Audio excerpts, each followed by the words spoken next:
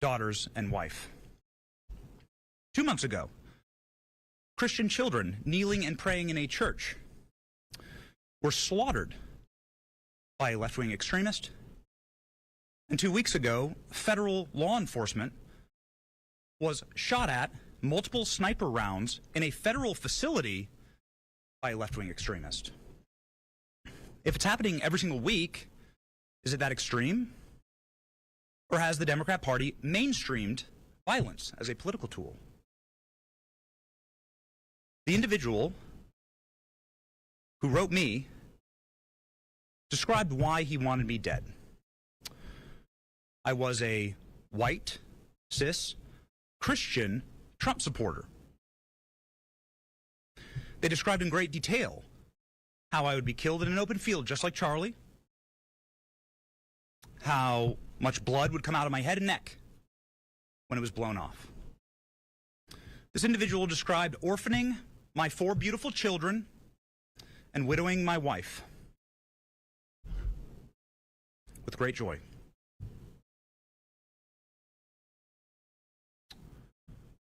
You might want to say, another left-wing radical, another extremist. And to that, I would like to direct your attention to the state of Virginia, where Democrats have nominated and are about to vote for the chief law enforcement officer in that state, a man who has done the exact same thing. An individual who's calling for the assassination by bullets of Republicans that he disagrees with. The killing of their children. The slaughtering of, as he says, little fascists. Are my 4 innocent, beautiful children little fascists? Violence has been mainstreamed by the Democrat Party. It is not extremist, it is mainstream. And we need a moment of reckoning here.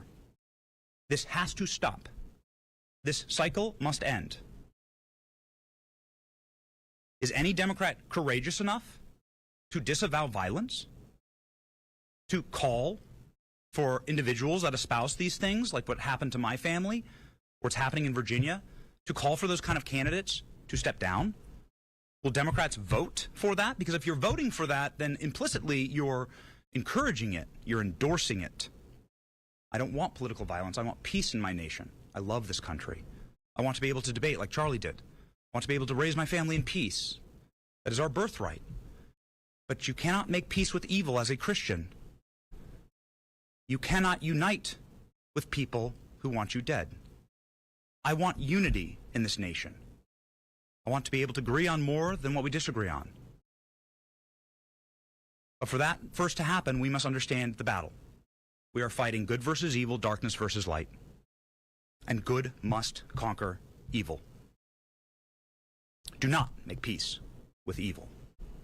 To that end, and in conclusion, I would like to thank federal law enforcement, Pam Bondi, Kash Patel, Dan Bonjour, detectives here, without professionalism, courtesy, swift and tact. They were able to act instantly in order to make sure that my family was safe. Potentially to preserve the lives of my children. And they're doing that for families all around the country in many different ways. Every American should unite behind that cause. No matter who you are, you should say, this is a country where families should be able to raise their children safely, where people can have peaceful disagreements, where we can all live together under one American flag. I just want to profoundly thank the Trump administration and federal law enforcement and local law enforcement for saving my family. I will never forget it. It is the greatest goodness that has ever been done to me. And that is a thing that every American can get behind. The Trump administration making America safe again. God bless them. Thank you. We'll take, do you want to, you have a few questions? Attorney General, Wait, I'll go left to right. Okay. I know that it's what happened to your family in that letter, but he just described that this is solely put on by the Democratic Party. Do you see it that way, that this is something that is caused by the Democratic Party? No, and I just talked about what happened in Minnesota to a Democrat, what happened in Pennsylvania to a Democrat governor.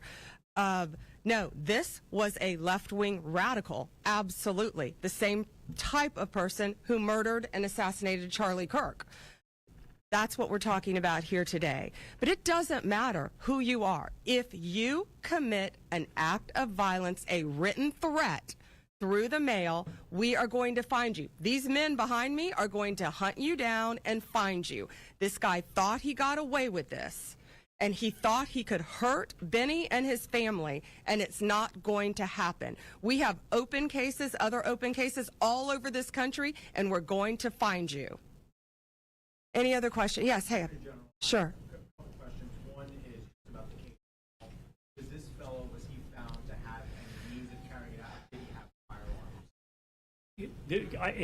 This is an ongoing investigation. The man is in custody. I will defer that question until the appropriate time because it is still very much under investigation and following all the leads that we possibly can. And that's a very good question. I wanted to ask. Sure. Just during the trial, President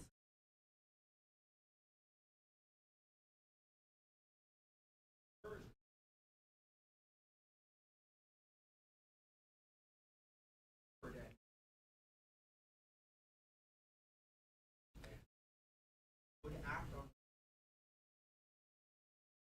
The president said nothing about violence, absolutely nothing. And that was in response, I believe, to amazing Erica Kirk talking about her forgiveness. And he was saying how brave and bold she was and how difficult it is to forgive the person who assassinated. No, I'm not worried about that because that was not said.